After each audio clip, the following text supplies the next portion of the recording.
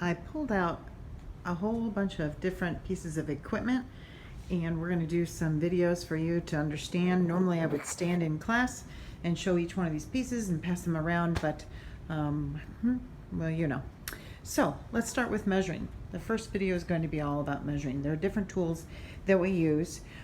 First one being a tape measure. Some people call it a measuring tape. It's the same thing, but usually they're around 60 inches long, not mistaken. And we use that to measure our bodies because it wouldn't be possible with a straight edge. So this is flexible. We measure it to put things on grain when we're cutting out a pattern. We measure it for lots of larger size things rather than little tiny itty bitty.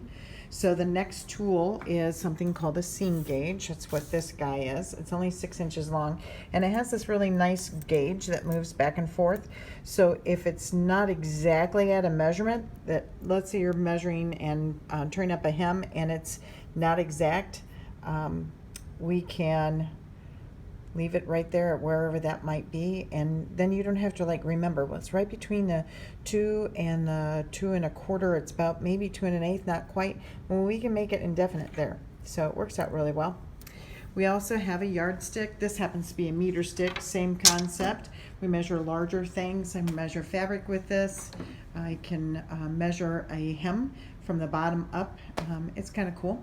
This is a really nice see-through ruler, and we use it a lot in quilting a lot of times, so you can see where you're marking. You can mark your buttons to know exactly where you want to put them when you're working, because you can see through the fabric where it's going to be. It's kind of a cool tool.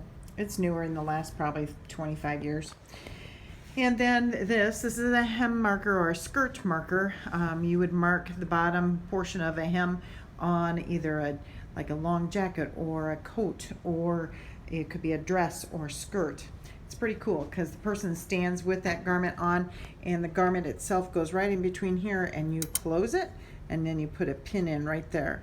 And so when the person turns all the way around, you continue to do that, and it marks it evenly from the same distance from the floor.